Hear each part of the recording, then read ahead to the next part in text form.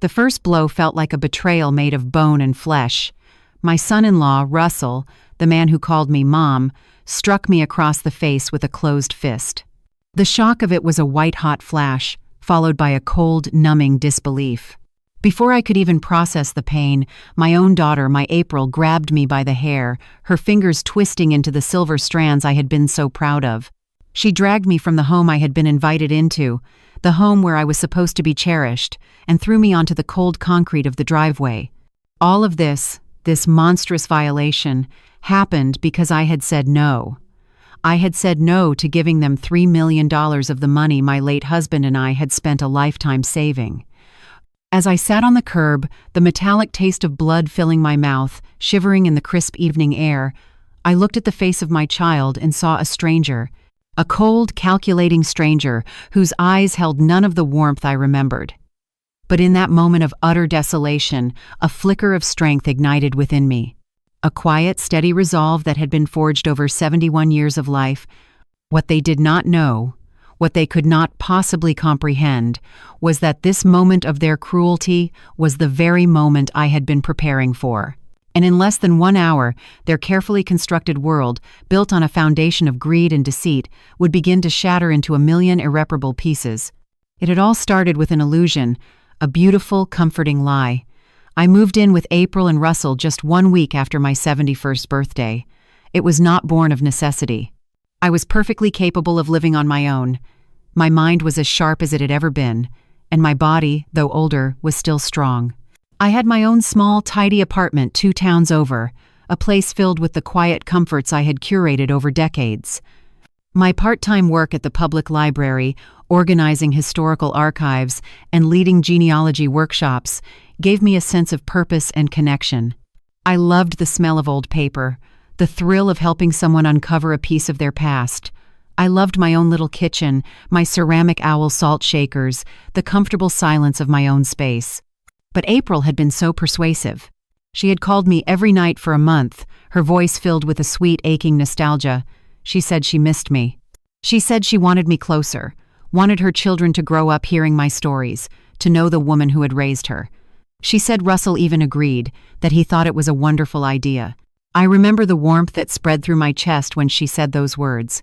At the time, I thought it was love. I did not realize it was a strategy. Their house was the picture of suburban tranquility, nestled on a quiet street outside Des Moines. It had a wide front porch with a white swing that, I would later notice, never moved.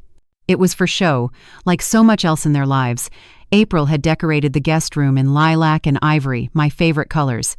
There were new high-thread count sheets on the bed and a framed photograph of the 2 of us on her high school graduation day sitting on the nightstand. In the picture, we were both beaming, my arm wrapped tightly around her shoulders. I remember standing in the doorway of that room, my suitcase still in hand, a wave of hope washing over me. I thought, maybe this will be good. Maybe this will bridge the quiet distance that has grown between us over the years. I convinced myself that her desire to have me near was genuine, a true yearning for maternal connection. I chose to believe in the best version of my daughter. The first week was a masterclass in deception. It was perfect, almost too perfect. April made me a cup of chamomile tea each night before bed, just the way I liked it.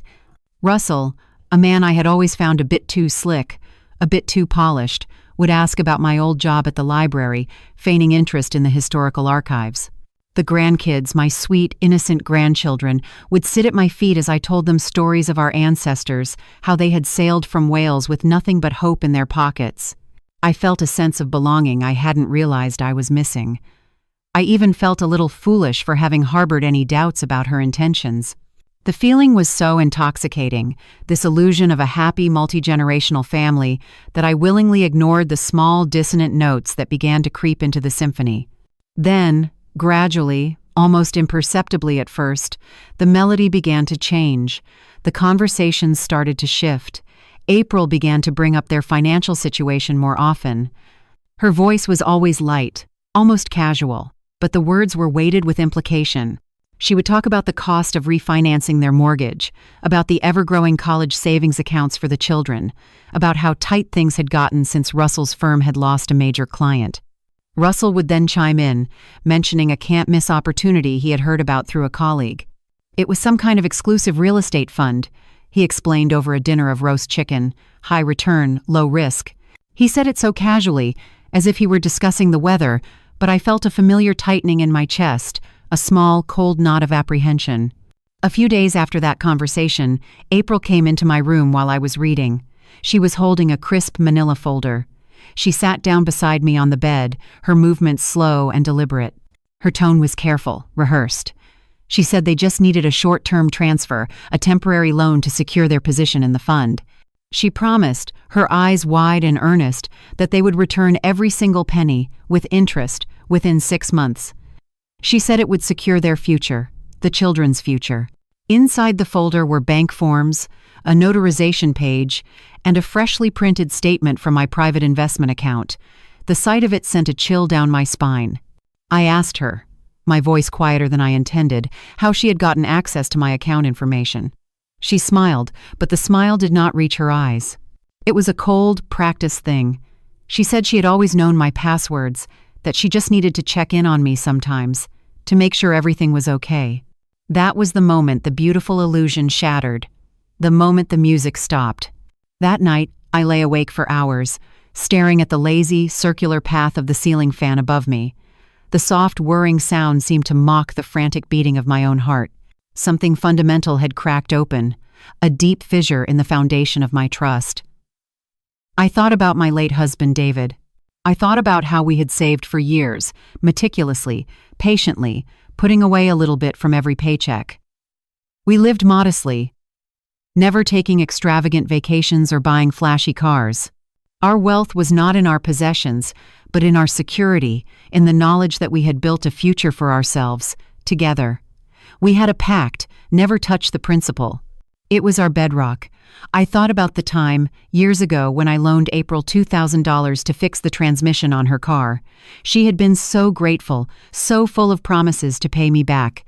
She never did.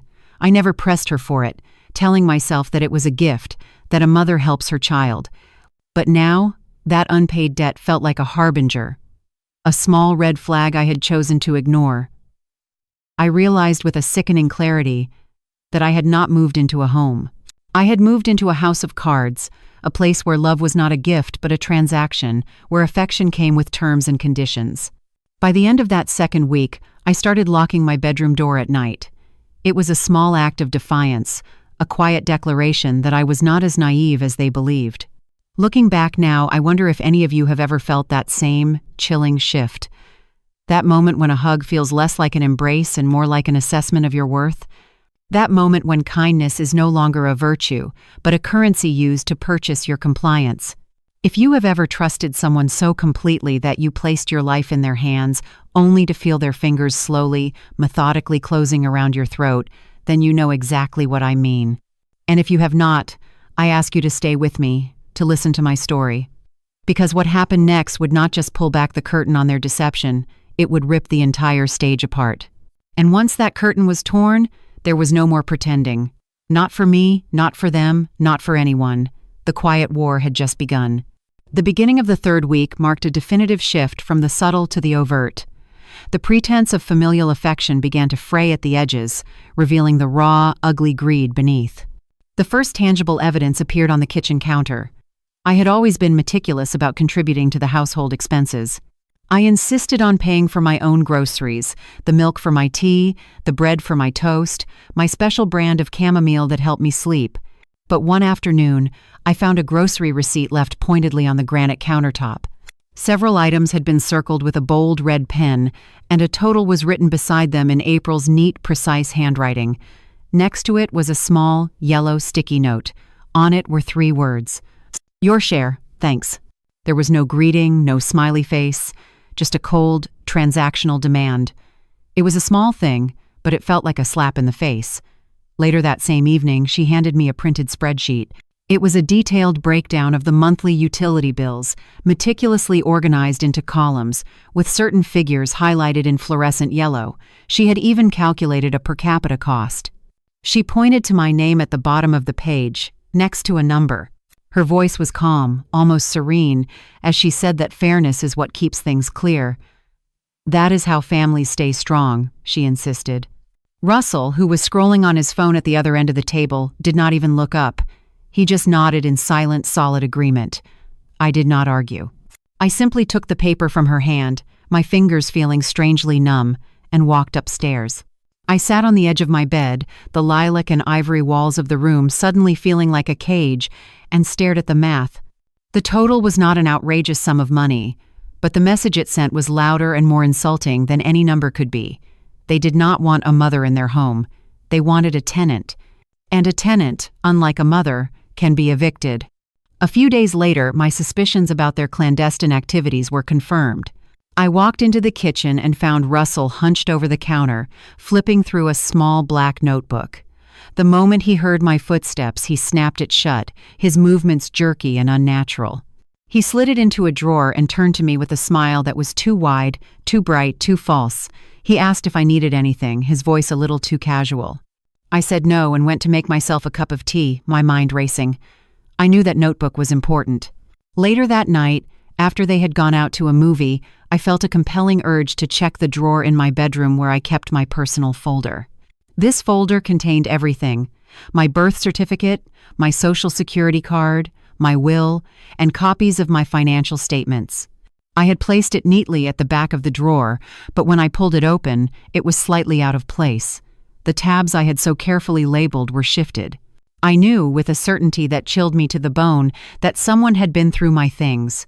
I did not need physical proof. My instincts, honed over 7 decades of life, were screaming at me. I had seen enough in my years to trust that feeling in the pit of my stomach. A quiet, insidious plot was unfolding behind my back. The next morning, the campaign of coercion continued. Over breakfast, as I was trying to eat my oatmeal, April brought up the topic of estate planning. Her tone was light and breezy, as if she were discussing a new recipe she wanted to try. She asked if I had ever considered simplifying my accounts. She said she had read an article online that claimed joint accounts were much easier to manage in case of an emergency. Then she launched into a story about her friend's mother, a woman who had apparently put everything into a trust for her children, just to make sure there were no questions or complications later on. I did not respond. I just stirred my oatmeal, watching it swirl into a gray, unappetizing mush. She kept talking, her words filling the silence I had created. She insisted it was not about the money. Of course not. It was about clarity, she said. It was about preparing for the future, about giving everyone peace of mind. Russell then added his 2 cents, saying he could help with all the paperwork if I needed it. He had done it for his clients, he boasted. He had templates. He could make the entire process smooth and painless. I looked down at my cereal bowl. The milk had gone warm. The spoon in my hand felt as heavy as lead. That very afternoon, I made an excuse to go to the library. Instead, I drove to a nearby park, sat in my car, and called my financial advisor, David's old friend, Michael. I did not want to make the call from inside their house. I had started to feel as though the very walls had ears. I told him everything that had been happening, my voice low and steady despite the tremor in my hands. I instructed him to place immediate security alerts on all of my accounts. I wanted to be notified of any and all transfer attempts, no matter how small. I told him to block any and all changes to my account information and to flag any activity from unknown IP addresses. He was a professional, but I could hear the concern in his voice. He asked if everything was okay. I told him it was just a precaution, a simple case of being better safe than sorry. I did not want to sound alarmist. Not yet. By the end of that week, my caution proved to be well-founded. April approached me again, this time with a thick packet of documents. She said she had gone ahead and drafted a sample transfer of authority, just to get the ball rolling. Her tone was as casual as if she were offering me a cookie from a freshly baked batch. But her eyes stayed fixed on mine just a beat too long, searching for a sign of compliance, of weakness. I did not open the packet. I simply set it aside on the end table and asked her how the kids were doing in school. She seemed momentarily thrown off by my change of subject, but she did not push further. Not that day, at least. 2 days later, Russell cornered me. It was deliberate.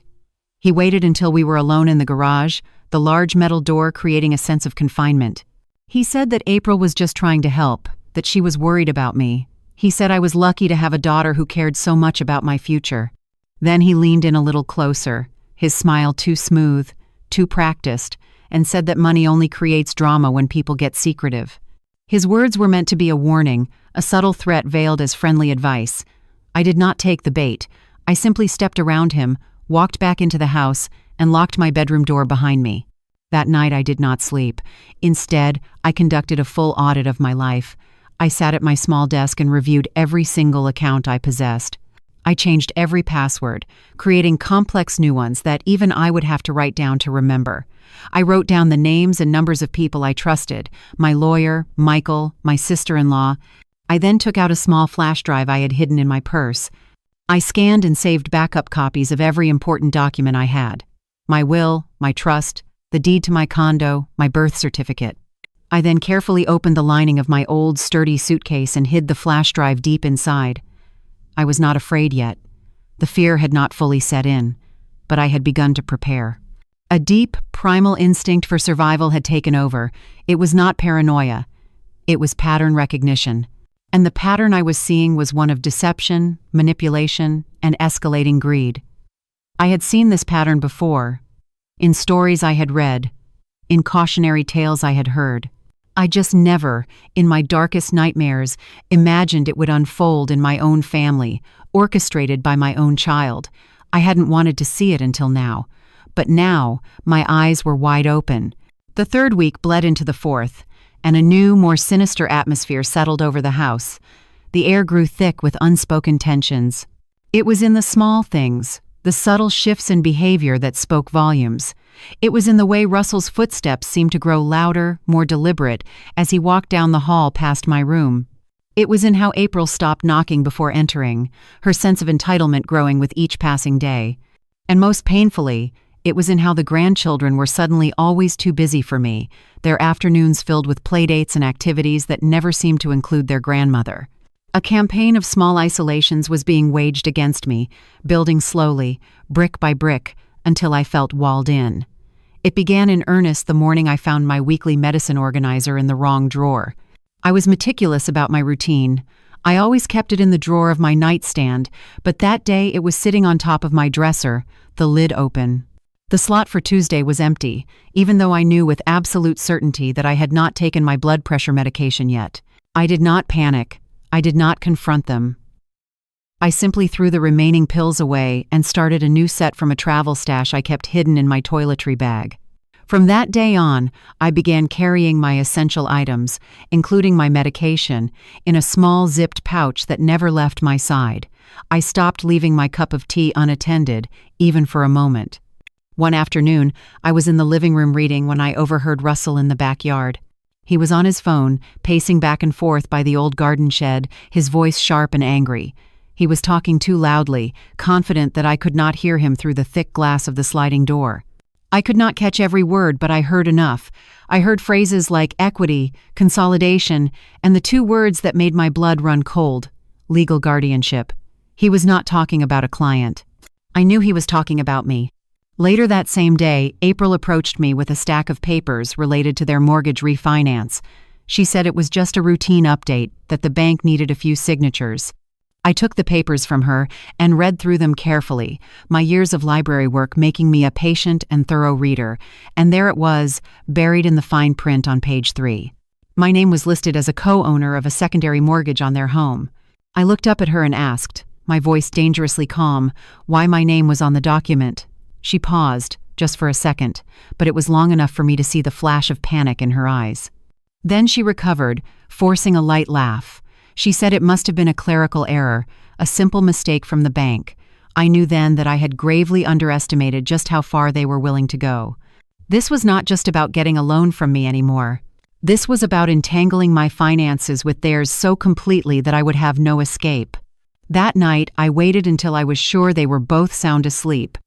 I pulled out the large manila envelope I kept hidden beneath the false bottom of my suitcase. Inside were the records I had so carefully preserved. Old statements from my husband's accounts, notarized copies of my living trust, and a full, comprehensive list of all my assets. I had kept everything separate since David passed away. That had always been our plan. We had built our nest egg together, and I was its sole protector. Russell and April did not know the full extent of my resources. They assumed I had nothing but my small condo and my retirement account. They were hungry, but they were also lazy. They had not done their due diligence. The truth was, I still had access to a diversified portfolio, a significant portion of which was held offshore. A contingency plan David and I had set up years ago after a friend of ours was swindled by his own children. I was not extravagantly wealthy, but I was comfortable. And more importantly, I was not dependent on anyone. The very next day, I made another quiet trip, this time to my bank. I did not go to the local branch. I drove 30 minutes to a larger one in the next town over. I asked to speak to the branch manager directly. In her quiet, glass-walled office, I presented my identification and initiated a full security review of all accounts tied to my social security number. I asked her to check for any recent access attempts. The manager, a kind woman named Mrs. Gable, typed quietly for a few minutes. Then she turned the screen towards me. There had been 2 failed login attempts from an IP address that she was able to trace back to Russell's downtown business office. The evidence was undeniable. I asked Mrs. Gable to immediately upgrade my accounts to the highest possible security level. I wanted biometric access, in-person only changes for any significant transactions, and voice-verified wire transfers. She did not ask any questions. She just nodded, her expression grim, and got it done. I returned home before sunset, my heart a little lighter, my resolve a little harder. Dinner was already on the table when I walked in. April had made roast pork with overcooked carrots. Russell asked me how my day had been. I looked him straight in the eye and said, "I went for a walk in the park. It was lovely." He nodded, satisfied with my simple, boring answer. That night, I barely slept, but it was not from fear. It was from a growing, humming sense of anticipation, the feeling that something inevitable was about to crack wide open. And it did. 3 days later, I woke up to a scene of violation. My bedroom had been ransacked. My suitcase was unzipped and its contents strewn across the floor. My dresser drawers were pulled open, my clothes in disarray. Even the lining in my winter coat, which was hanging in the closet, had been torn, a desperate, frantic search. My flash drive, the one with all my scanned documents, was gone. I stood silently in the doorway, my heart pounding a steady, heavy rhythm against my ribs. I took a deep, deliberate breath, and then I walked downstairs. April was in the kitchen, emptying the dishwasher. She did not look up. Russell was leaning against the refrigerator, his arms crossed over his chest, a smug look on his face. I asked, my voice devoid of emotion, if anyone had been in my room. April, without missing a beat, said that maybe one of the kids had gone in looking for scissors. Russell added that maybe I had just misplaced something, that my memory was not what it used to be. They said it all too quickly, their lies thin and transparent. I did not respond. I did not accuse. I simply turned around, walked back upstairs, closed my bedroom door, and picked up the old, untraceable landline phone I had hidden behind a row of books on the bookshelf. It was a burner phone, a relic from a time years ago when David and I had to deal with a real estate scam. I dialed a number I hadn't called in a very long time. It was my lawyer's office. His assistant answered on the second ring. I gave her the code word we had established years ago for emergencies. She transferred me to him immediately. Within minutes, my attorney, Mr. Harrison, confirmed that he could lock down everything. His voice was calm and reassuring, a steady anchor in my swirling sea of chaos. I asked him to trigger the fail-safe clause in my trust, a clause that would immediately remove any shared power of attorney privileges I might have unknowingly granted. I asked him to notify my offshore custodian that a significant fraud attempt had been made. And finally, I asked him to make a preemptive report to Adult Protective Services. I explained that I was not ready to press charges yet, but I wanted an official record, a trace of what had been happening, just in case. Then I packed a small overnight bag with only the barest of essentials. I did not run. I did not cry. I simply acted, moving with a calm, methodical purpose. That evening, as I came down the stairs, bag in hand, I saw Russell standing by the fireplace. He was holding my flash drive, dangling it between his thumb and forefinger as if it were a trophy. He did not say anything. He just looked at me, his eyes filled with a triumphant, arrogant gleam. April stood just behind him, her face a hard, unreadable mask. I told them I was going out for a walk. They did not try to stop me. They thought they had won. At the corner of the block, a discreet black sedan was waiting for me, exactly as planned. Mr. Harrison had sent a driver. We drove straight to a safe location I had arranged for myself years ago, a small, unassuming house in Ames that was deeded in the name of an old college friend who owed me a significant favor. The next day, from that quiet sanctuary, I systematically dismantled their plan. I froze all joint assets, placed a fraud alert on my credit, and worked with Mr. Finance to Minner, Harrison, to transfer everything I owned into a protected, irrevocable trust. And for the first time in weeks, I slept. It was not a deep, dreamless sleep, but it was sleep without the gnawing anxiety of looking over my shoulder. The silence in the safe house was different from the silence in their big, empty house. It did not echo with unspoken threats. It wrapped around me like a warm, comforting coat. For the first time in what felt like an eternity, I could hear the sound of my own breath again. I sat at the small kitchen table that evening, a cup of peppermint tea warming my hands, and looked at the stack of documents my lawyer had sent over by courier. Every page had a clear legal purpose. Every signature I made that night pulled another piece of my life back into my own hands, back where it belonged. The war was far from over, but I had won the first decisive battle. Over the next 3 days, I remained in that quiet little house in Ames. I kept the curtains drawn and silenced my phone. I did not watch the news or scroll through social media. I just allowed myself to think, to process the enormity of what had happened. I thought about how things had escalated to this point. I thought about how two people I had once held as newborns, people I had loved and nurtured, could become so calculating, so cold, so utterly devoid of empathy. On the 4th morning, my period of reflection was interrupted by 2 emails. The first was an automated alert from my bank. It detailed another attempted login using outdated credentials, a futile and pathetic attempt to access what was no longer there. The second email was from Mr. Harrison. He had spoken to the administrator of my new trust. All of my assets had been successfully moved. The new structure was untouchable, irrevocable.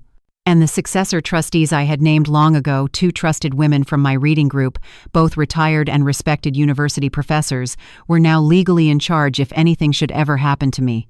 My financial future, and my legacy, were secure. That same afternoon, I requested a conference call with the lead investigator at Adult Protective Services. They had already opened a quiet inquiry, just as a precaution, based on my lawyer's initial report. Now, I gave them everything. I laid out the entire timeline, every incident, every manipulative conversation, every document I had preserved. I even sent them the discreet photograph I had taken with my phone of my rifled-through drawer. I gave them a timeline down to the hour of when I began to notice the subtle shift from care to coercion. I reiterated that I was not pressing charges, not yet, but I wanted a complete and thorough record. The officer I spoke with, a woman named Detective Miller, was patient and precise. She did not offer me false comfort or empty platitudes, but she did say something that I hadn't heard in a very long time, something that resonated deep within me. She said I had done the right thing. And then she said, I was not alone. Later that evening, I drove back to the city. I did not go to their house. I had no intention of ever setting foot in that place again. I went to my dear friend Patrice's home. She greeted me at the door with open arms and a warm embrace. There were no prying questions, no judgment in her eyes, just a hot casserole on the stove and a clean, quiet guest room waiting for me. It was in the safety of her home that I finally allowed myself to feel the full weight of the betrayal.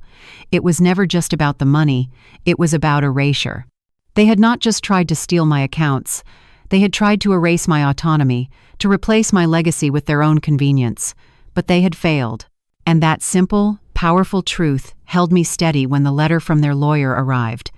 It was a printed notice from a high-priced law firm, the kind with a fancy embossed letterhead. The tone was sterile and condescending.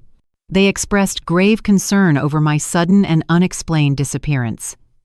They requested a voluntary meeting to discuss what they called a revised estate structure. They had the audacity to claim that I might be under undue influence from outside parties, that others might be coercing me to cut them out of my life. They made repeated references to my age, to my supposed recent confusion. I handed the letter to Mr. Harrison.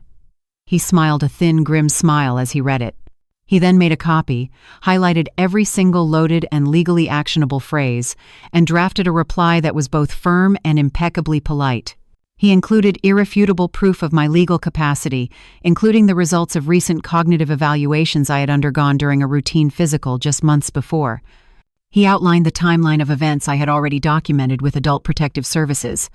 Then, as a final masterful stroke, he copied both Detective Miller and the Federal Oversight Board for banking compliance into the response. The message was clear: the game was over. The very next day, a different detective contacted me, this one from the Financial Crimes Unit. The bank's internal security had flagged the earlier login attempts from Russell's office as part of a wider, ongoing pattern of elder exploitation they were investigating in the region. Russell's name had come up before, and so had April's. I sat across a sterile metal table from the detective 2 days later. I told him everything. Not just the logistics, the dates, the numbers. I told him about the emotional sabotage, the way April would drop passive-aggressive remarks about my health and my memory, the way Russell used intimidating silence to manipulate my responses. I explained how they had worked in tandem to slowly, methodically chip away at my independence, dressing up their greed as loving concern. The detective nodded, took meticulous notes, and asked if I would be willing to testify if it became necessary. I looked him in the eye and said yes, without a moment's hesitation. But I told him I wanted more than just justice for myself. I asked for protection for the future, for all the other women like me, sitting in guest rooms that were slowly turning into prisons. In the following week, I met with Mr. Harrison again to draft a formal sworn affidavit. It would be held in confidence unless the investigation moved to formal charges. But it was clear now. I had not overreacted. I had not imagined things. I had seen the truth, and I had responded. The final action I took that week was for myself. It was symbolic, but it felt profoundly important. I changed the name of the charitable fund my late husband and I had created years ago. Originally, we had named it after our anniversary date. Now, I officially renamed it the ELELLANENA Trust, after my grandmother, the strongest and most resilient woman I had ever known. I restructured it so that every year, a portion of its interest would be granted to women over the age of 65 who had survived financial abuse from within their own families. I did not need revenge. I needed meaning, and with that single decisive change, I felt something shift deep inside me, a kind of release. The anger did not vanish completely, but it stopped burning. By the end of the month, I had officially relocated. Patrice helped me find a lovely 2-bedroom condo in a quiet neighborhood with wide, tree-lined sidewalks and tall, ancient oaks. I unpacked my life slowly, deliberately. I placed the photos of David on the bookshelves. I framed a print of the trust certificate with my grandmother's beautiful, strong name at the top. That evening, I made myself a cup of tea, stood at my new living room window, and watched the wind move through the trees. I had lost a family, yes. But in the process, I had reclaimed something I didn't even know I was in danger of losing. I had reclaimed myself. 2 weeks passed in a kind of gentle, healing stillness. I kept to myself, living quietly in the new condo. I avoided social media and only answered my phone for necessary calls. The days were quiet and restorative. I started walking again, a ritual I had abandoned while living in that house of anxiety. Every morning, just before sunrise, I would walk through my new neighborhood with no music in my ears, just the sound of gravel under my feet and the chorus of birds waking up to a new day. Then came the letter from the probate court.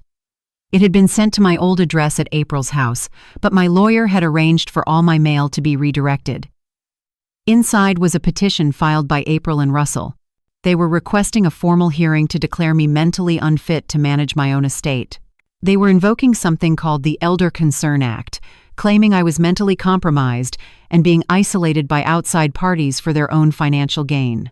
The sheer, breathtaking hypocrisy of it would have been amusing if it were not so deeply cruel. Attached to the petition were signed affidavits from 2 of their friends, people I had met no more than once or twice at holiday gatherings. They spoke of my supposed confusion, of my forgetfulness, of an incident at a family barbecue where I had allegedly asked the same question 3 times in a row. It was a fabrication, a laughable, desperate lie. But it was filed in court, and that meant it was now a matter of public record. I met with Mr. Harrison again. He did not flinch. He had expected this. He told me it was the predictable, desperate move of a cornered animal. He laid out a plan, his voice clean and calm, just as it always was. We would respond with an overwhelming amount of documentation. We had my recent, stellar evaluations from my primary care physician, Dr. Kirsch. We had my cognitive assessments. And we would gather sworn statements from my financial advisor, Michael, from 2 of my longtime neighbors at my old apartment, and from 3 members of the church committee I had served on for 6 consecutive years. These were people who had known me far longer and more intimately than the planted witnesses Russell and April had produced. But there was something else, something unexpected that bolstered our case. The detective from the Financial Crimes Unit, the one who had interviewed me weeks ago, reached out again. They had uncovered surveillance footage. It was from the bank's security cameras, not mine. It showed 2 separate attempts by Russell to access accounts tied to my name at an ATM, using documents that had since been flagged by the bank's fraud department as having been altered. The detective explained that this evidence alone might not be enough to result in criminal charges, but when paired with the established pattern of behavior, it built a very compelling case. They were preparing to present their findings to the district attorney. That same evening, I sat down with my friend Patrice. I finally told her everything, every last sordid detail that I had kept to myself. She listened patiently, never interrupting, her presence a comforting, solid anchor. When I was finished, she offered me a piece of advice I had not considered. She suggested that I write a letter to the court myself, not a legal response drafted by my lawyer, but a personal one. She said, "Speak as a woman, not as a client. Let the judge hear your voice before they ever see your face." It took me a full day to decide. Then, I sat down at my kitchen table with a pen in hand and a fresh pad of paper, and I wrote.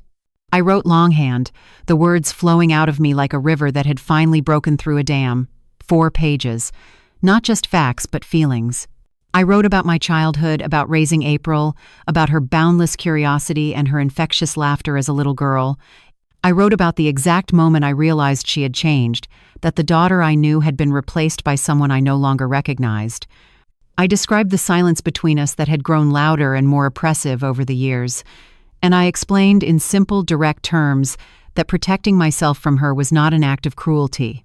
It was an act of clarity, a clarity that had come far, far too late.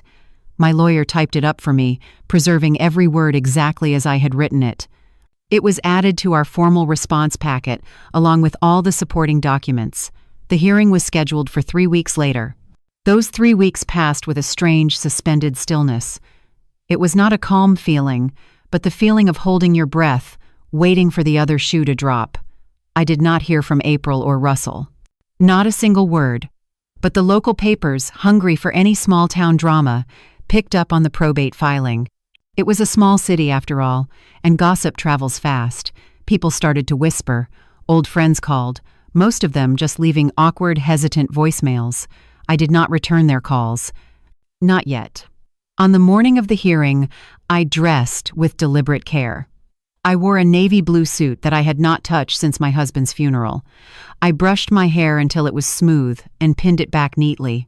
I carried no purse, only a single folder with my name on it and a heart that had finally learned not to shake. Courtrooms are colder than they look on television. The marble floors and high ceilings seemed to amplify the silence. I sat beside Mr. Harrison. Russell and April were on the other side of the aisle. April refused to look at me. Russell met my gaze just once, a flicker of something I could not decipher, before he turned away. The judge entered, a stern-looking woman with intelligent eyes. The hearing began. Their attorney spoke first. He painted a picture of me as a disconnected, volatile, elderly woman, easy prey for manipulation by outsiders. He used words like isolated, withdrawn, and emotionally unstable. Then he introduced their 2 witnesses, the same 2 people from the affidavits. They spoke in vague, uncertain terms, using phrases like, "I heard from someone else," and "I think I saw something once." Their testimony was flimsy, and it was clear the judge was not impressed. Then came our turn. Mr. Harrison calmly, methodically, introduced the medical evaluations, the sworn statements from my friends and neighbors, the detailed timeline of events. He walked the judge through the undeniable pattern of control and coercion, and then he placed the letter I had written on the record. He handed a copy to the judge. She read it silently at the bench. It took her several minutes. When she finally looked up, her expression had softened. She said only this, her voice echoing in the quiet courtroom, that it was rare in her experience to see such profound clarity from someone being accused of incapacity. The judge dismissed the petition without delay. She called the filing not just unfounded, but a clear and malicious abuse of the legal process. She referred the entire matter to the state bar for further review of the opposing counsel's conduct. We walked out of the courthouse without saying a single word to Russell or April. There was nothing left to say. Back at my condo, I made tea and sat on my small balcony for the very first time. The sky was a wide, pale gold. The air smelled of impending rain. Later that evening, I received an email from a small local women's advocacy group. Someone at the court, a clerk perhaps, had been so moved by my letter that they had passed it along to the group's director. They asked if I would be willing to speak at an upcoming forum. Not about the legal case, they specified, but about resilience, about reclaiming one's identity, about surviving the quiet, invisible betrayals that so many women face. I closed my laptop. I was not ready yet. But the thought stayed with me, a small seed planted in the fertile ground of my newfound peace, because maybe, I realized, healing did not look like closure. Maybe it looked like this: a quiet place to call my own, a name restored, and a voice that had finally, after a lifetime of speaking for others, found its own volume again. The week after the hearing, something inside me shifted. It was not relief, not exactly. It was something quieter, more hollow, like the echo in a house that has just been emptied of its furniture. The echoes of the battle were not loud, but they were everywhere. I had won, yes, by every legal and moral definition I had won. But it did not feel like a victory. It felt like walking away from a battlefield alone, carrying only the heavy silence of what had been lost. That weekend, I stayed in. Patrice dropped by with groceries and a small bouquet of tulips, their vibrant colors a stark contrast to my muted mood. I did not say much, and she, in her infinite wisdom, did not press me. She just sat with me in companionable silence while I watered my houseplants and methodically cleaned out my kitchen drawers. It was the first time I truly noticed how still my hands had become. There was no tremble, no tightness, just a slow, steady deliberation, as if something deep inside me was finally settling. That night, I sat at the little table by the window and opened a storage box I had brought with me from my old life. Inside were photographs, old journals, and a leather-bound folder that held all the letters April had sent me when she was away at college. Her childish, looping penmanship, her little jokes, the promises she used to make about taking care of me when I got old. I stared at one letter for a long time, then quietly set it aside. I pulled out my own journal. Not the one I used for lists and passwords, but the one with the unlined pages, the one I had not written in since the year after David passed away. I turned to a fresh page, the paper crisp and clean, and wrote a single, simple line: "I am still here." I was not entirely sure what I meant by it at that moment, but the words felt real, grounded, an anchor in the shifting tides of my emotions. 3 days later, I met with Mr. Harrison again. Not because I had to, but because I wanted to.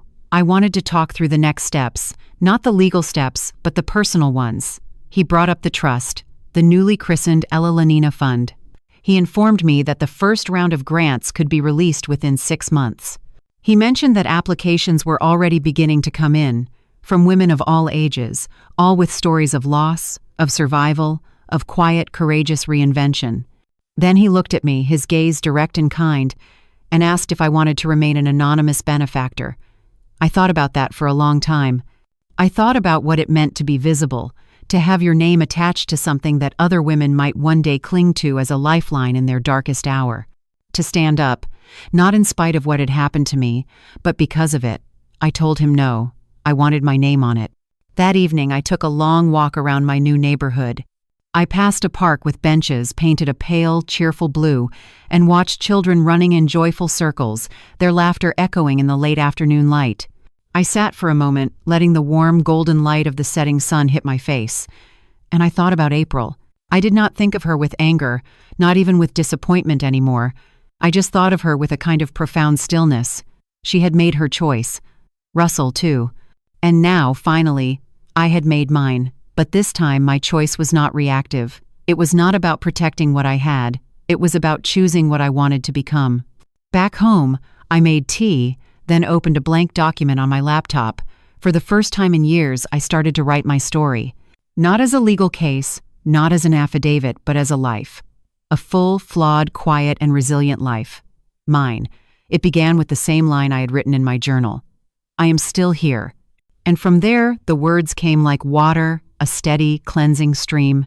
I wrote for hours, until the moon was high in the sky, and the only sound was the gentle tapping of my fingers on the keys. I was no longer just a survivor. I was becoming the author of my own story. 3 weeks after I chose to go public with my name on the ELELLANENA fund, a letter arrived that was different from the others. It was from the Office of a Federal Investigator. It was addressed to me directly, not sent through my lawyer, not shrouded in legal jargon. It was on plain letterhead, with a hand-signed signature at the bottom. The font was tidy, the message concise. There was no red tape, just a quiet, powerful sentence at the bottom of the page. They were officially reopening the inquiry into Russell's financial practices. My fingers did not tremble when I set the letter down on the table. I did not feel a rush of fear, just a familiar tightness in my chest that told me the past was not quite finished with me yet. The next day, I met with the investigator. He looked far too young to be holding such a position of power, but his eyes were patient and sharp. He explained that several suspicious financial transfers had been flagged in a broader, county-wide investigation into elder exploitation, and 2 names kept recurring in their research, Russell and April. I listened. I gave them what I had, the documents, the timeline, but more importantly, I gave them what no one else could. I gave them the story behind the numbers. Not a rant, not a bitter list of grievances, just the facts, presented as calmly and as sharply as glass. I told him how April had slowly, methodically gained access to all of my digital accounts under the guise of helping me. I told him how Russell had pushed me, repeatedly, to sign over power of attorney without giving me adequate time to think or consult with my own counsel. I told him how I had once believed that this kind of enmeshment was normal, that it was even a sign of a loving, close-knit family. The investigator leaned forward, his expression serious. He told me they had subpoenaed the bank for voice recordings tied to attempted wire transfers from my accounts. In one of them, a man clearly identified himself as my son-in-law, using my full name and my social security number to try and authorize a transfer. The problem for Russell was, the voice on the recording was not mine, and the permission he claimed to have, it had never been recorded, because it had never been given. The wheels of justice, slow and grinding as they may be, were finally beginning to turn, and I was no longer the only one pushing them. That night, I sat alone in my living room with every light turned off, listening to the quiet hum of the refrigerator in the next room. I did not cry. I did not shake, but I felt it. A low, vibrational hum of reckoning. It did not taste like vengeance. It tasted like gravity. 2 days later, Patrice stopped by. She brought a large binder, thick with reports and recommendations from the small, dedicated board we had quietly assembled for the ELELLANENA Fund. They wanted to expand our outreach. They had more applicants than they could handle. They proposed a partnership with a local university program that trained women in digital literacy and personal finance. I looked through the detailed proposal and paused at a paragraph buried near the end. They had proposed a speaker series.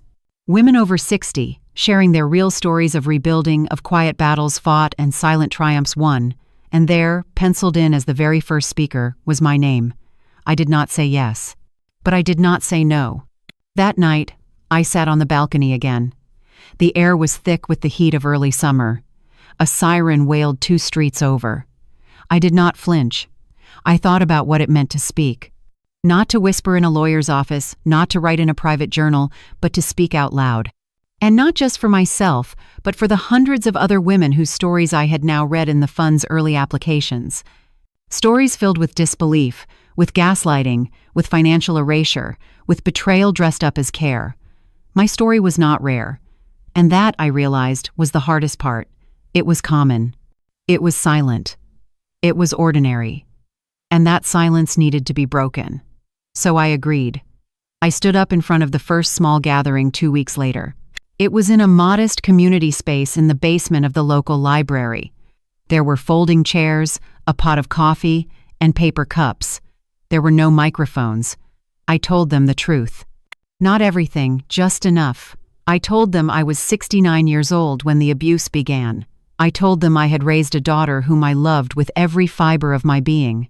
I told them I had watched that daughter walk away from me, not in one loud, dramatic moment, but in 100 quiet, devastating choices. I told them about Russell and the cold floor of the driveway and the crushing silence that followed. But mostly, I told them about waking up. I told them about the day I realized that survival was not the end goal. That dignity mattered more than keeping a false peace. That no inheritance, no bloodline, no shared last name could ever outrank the power of the voice inside a woman when she finally, unequivocally says, "Enough." When I finished, there were no cheers, no applause. Just a profound, resonant silence, and a few quiet tears.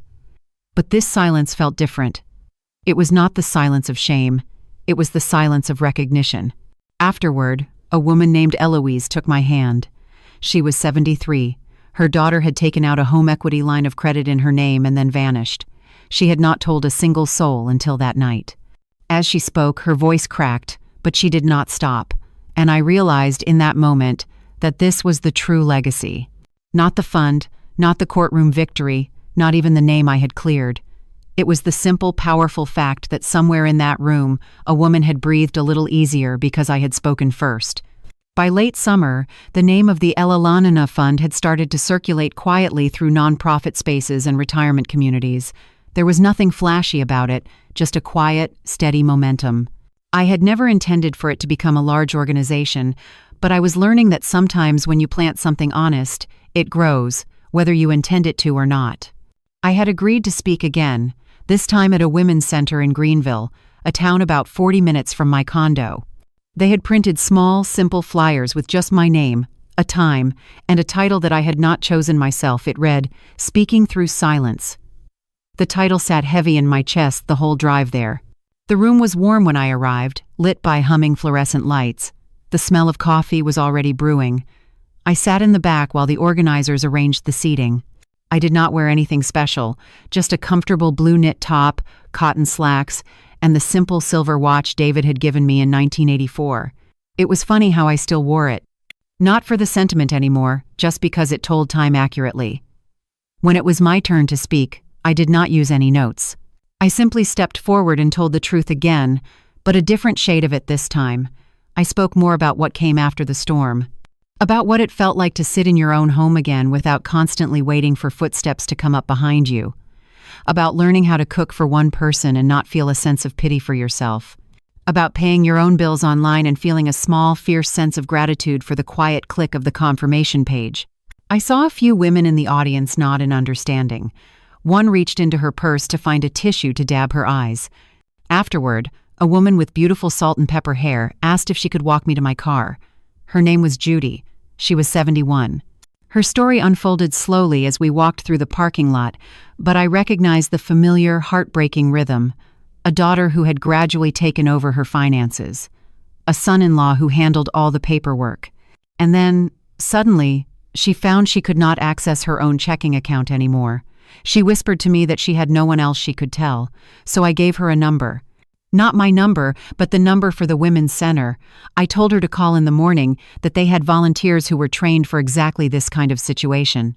She held the small slip of paper in her hand like it was a lifeline. That night I could not sleep. It was not from nerves this time. It was from something else. It was the sheer weight of it all. The stories were piling up like fallen autumn leaves, each one rustling with the same familiar ache. There seemed to be no end to them, and for the first time, I wondered if I was strong enough to keep holding space for all this pain. The next morning, I made oatmeal and stared out my kitchen window. The air was still, too still. I could feel something shifting inside me again, but I could not yet name it. 2 days later, Milavir called. The federal investigation had moved forward decisively. Charges were being finalized. There were multiple counts: identity theft, elder abuse, and financial coercion. Russell's name was listed as the primary defendant. So was April's. The news did not shock me, but it still managed to sting. The part that caught me completely off guard was the press request that came with it. A journalist from a respected national news outlet had been following the development of the ELELLANENA fund. They were writing a major story about financial abuse against seniors, and they wanted to feature the fund as a beacon of hope. They asked if I would be willing to go on the record, fully and completely, with my story. I told them I needed a day to think about it. I walked for hours that afternoon, through streets I had not seen in years. I walked past the post office, past the old community theater that was now a yoga studio, past a bakery that now sold vegan muffins and lavender tea. The world had changed so much, and I felt as though I had spent years just trying to survive inside of it. But now, I was standing in it again, and maybe, just maybe, it was time to stop hiding. So I agreed. The article came out a week later. It was a full-page spread, with my name, my face, and a photograph of me standing in front of the library where I had given one of my talks. The sunlight was catching the edge of my silver hair. The headline was simple, yet it held the weight of my entire journey. It just said, "She spoke up." There were no angry phone calls from April, no threatening letters from Russell's lawyer, just silence. But it was not the kind of silence that had once haunted me. This silence felt different. This silence felt earned. The following week, something unexpected and wonderful happened.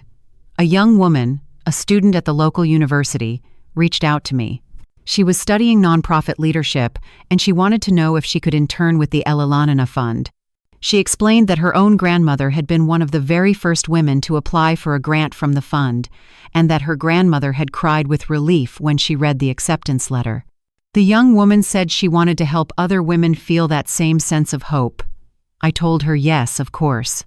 Not just because we needed the help, but because I saw something in her, a sense of continuity, a proof that what we were building was not just about me anymore.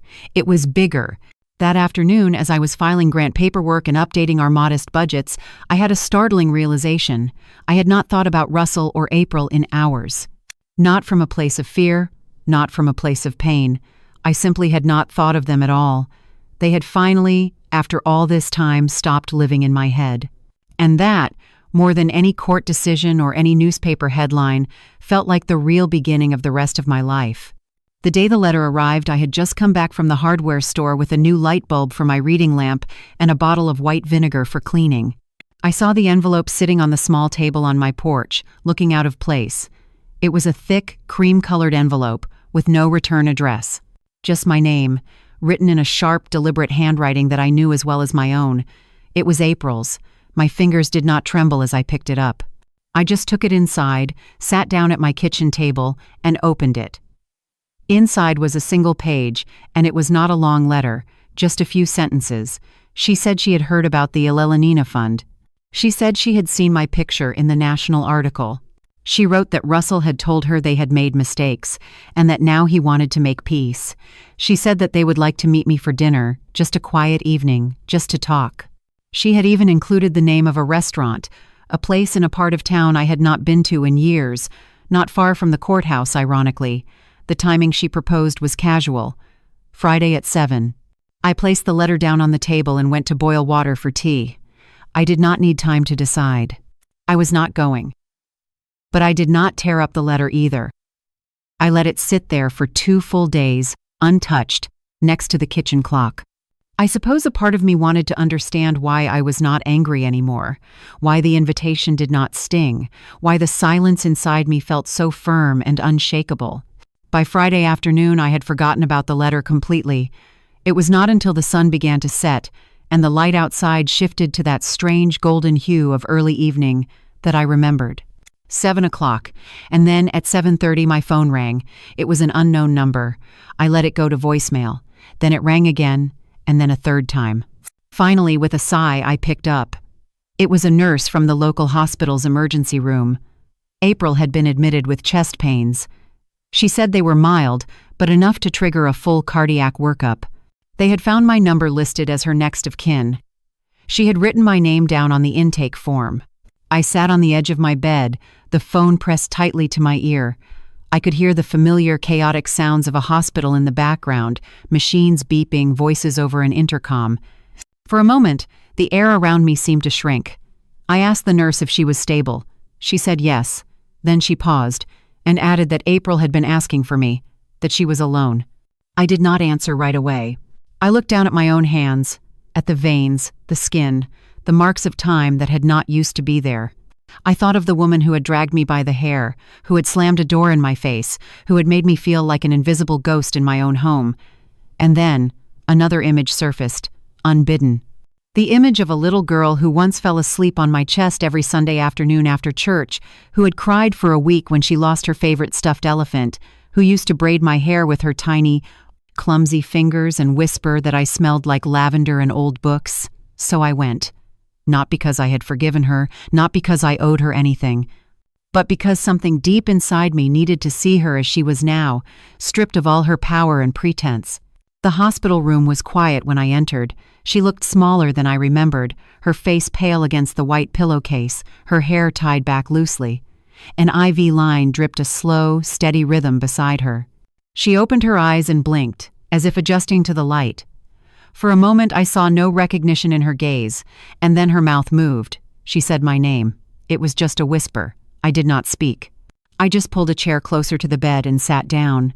The nurse gave me a small, compassionate nod and quietly closed the door behind her. We sat in silence for a long time. Then April spoke, her voice raspy. She said she had read everything.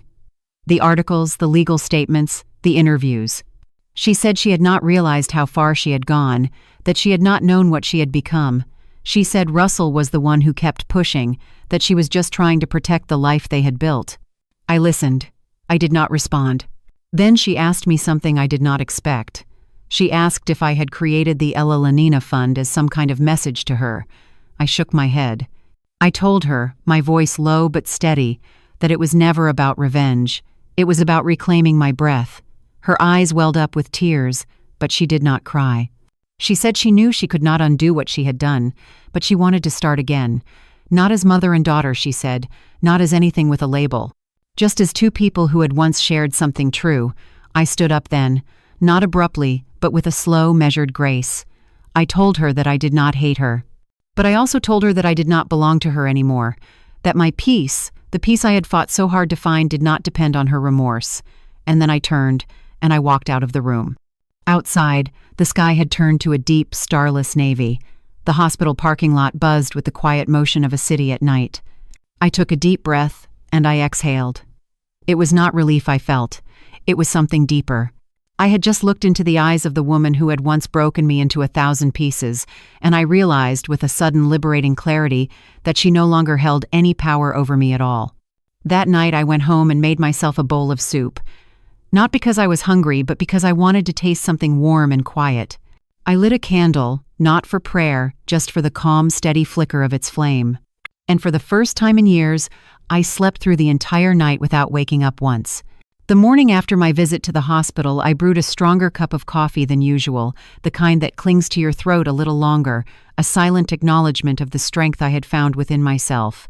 I stood by my kitchen window, watching the postman make his familiar rounds, his bags swinging with a comfortable rhythm. But that day, he did not just put the mail in my box. He crossed the small lawn and handed me a single official-looking envelope directly. It was from the Office of the United States Attorney. I closed the door and sat down at my table before opening it. My fingers moved with a steady purpose, but inside, my heart was bracing itself. Not with fear, but with a quiet readiness. The letter confirmed what I had quietly hoped for, but had not dared to expect. Federal charges were officially being brought against Russell: fraud, coercion, and financial abuse of an elder.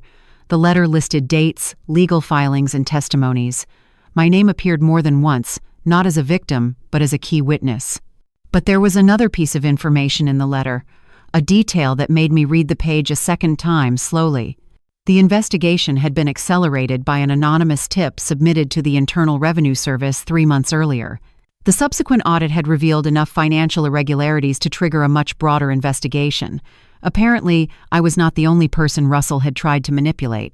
The truth was finally, unstoppably, unraveling, but here is the part that I did not expect. The letter stated that the source of the anonymous tip had recently come forward and agreed to cooperate fully with the investigation.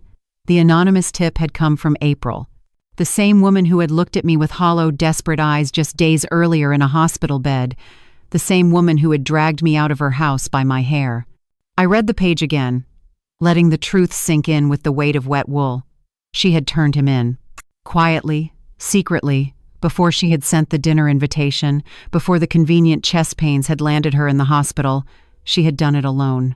I did not know if it was an act of guilt, or an act of fear, or perhaps an act of self-preservation. Maybe, in the end, her reasons did not matter. What mattered was that she had finally, irrevocably, cracked open the very foundation of the house of lies she had helped him build.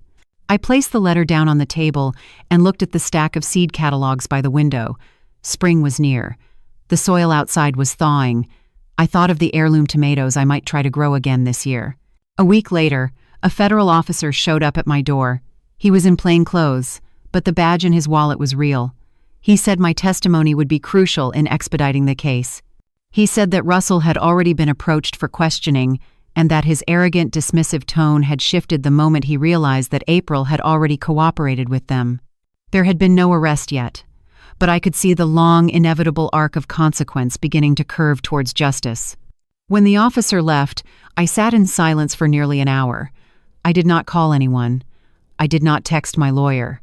I simply walked around my house, my sanctuary, slowly touching the old, familiar furniture, the smooth wooden edges of the door frames, the kitchen drawer that always stuck a little when it rained. These were the pieces of my life that held me, the parts of my world they had never managed to touch, the parts of me they had never been able to steal. That night, I sat in my living room and turned on the television, not to watch anything in particular, but just to hear the sound of other voices, to be surrounded by noise that did not cut or criticize. Then I reached for the journal I had been keeping, the one I had started the week after I left their house. I flipped to a blank page and I began to write. Not about them, but about me. About the parts of myself I had found again in the wreckage. My spine, my silence, my own pulse in the early hours of the morning when I walked barefoot through the hallway and felt no fear. I wrote about the slow, painful but beautiful unfurling of dignity after it had been buried for years under the crushing weight of someone else's version of what a family should be. I did not need justice to look like sirens in handcuffs. I just needed them to know that I had survived, and that I had done it without their permission. When my phone rang later that evening, I glanced at the screen and saw April's name. I let it go to voicemail. A few minutes later, I listened to the message. Her voice was low, and for the first time it sounded small. She said Russell had left. She said federal agents had come to the house earlier that day. She said he had packed a single suitcase and slammed the door without looking back at her. She said she did not know where he had gone. Then she said she was sorry again, but it did not sound like an apology this time. It sounded like a release. I did not return the call. Instead, I stood up, walked outside onto my small balcony, and breathed in the night air. It was cold, but it was clean. I wrapped my shawl tighter around my shoulders and listened to the sound of the wind whispering through the leaves of the old oak tree. No one screamed, no one banged doors, no one stood behind me with their hand out. For the first time in a very long while, I was exactly where I wanted to be. And in the quiet hum of a world that was still turning, I smiled. Not from triumph, but from a peace that I had earned myself. It was a Thursday morning when I walked into the courthouse alone. I wore no makeup, no jewelry. There was no rush in my step. The necessary documents had already been filed. My attorney had handled everything with his usual quiet efficiency, but I came anyway. I needed to feel it, to stand on the cold marble floors and watch a chapter of my life finally seal itself shut. The court clerk looked up from her desk, recognized my name from the paperwork, and gave me a quiet, respectful nod. The annulment of the fraudulent trust was approved in chambers. The frozen funds were returned to my sole control. The invalid power of attorney was officially nullified. And my name, my full, legal, untarnished name, was reinstated as the sole and absolute authority on my life. It did not come with a round of applause. No one cheered. But as I stood there, I felt something deep inside me exhale, a breath I did not even realize I had been holding for months. Outside, I sat on a bench across from the courthouse steps. The sun felt warmer than it had in weeks. I had brought a small flask of chamomile tea with me. I sipped it slowly, feeling the warmth spread through me, a calming, steadying presence.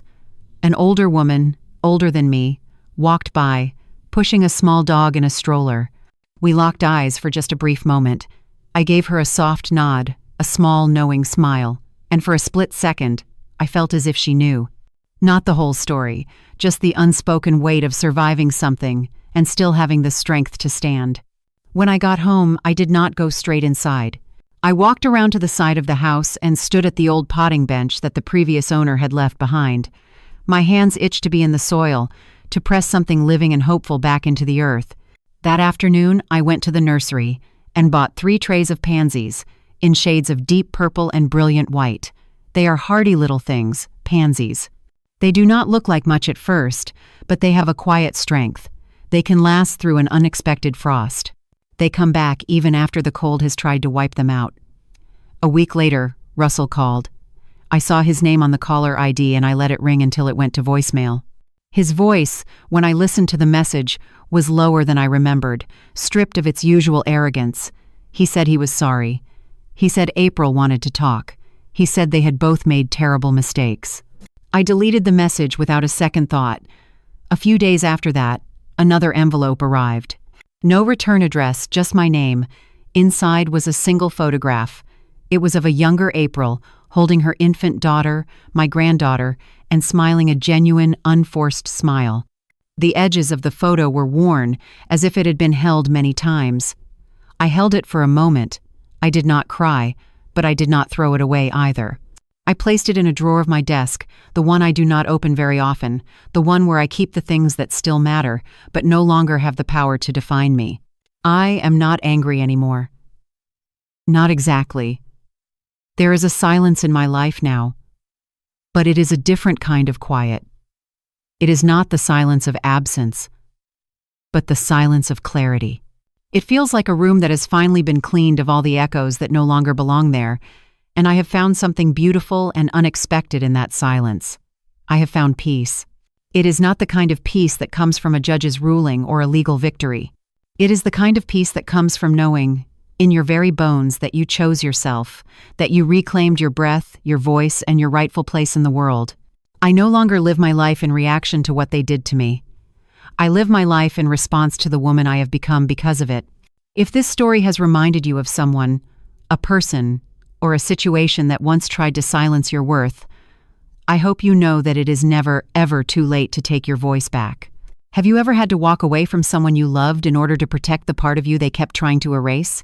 Your story matters too. Please feel free to share it in the comments below if you feel comfortable, or just know in the quiet of your own heart that you are not alone.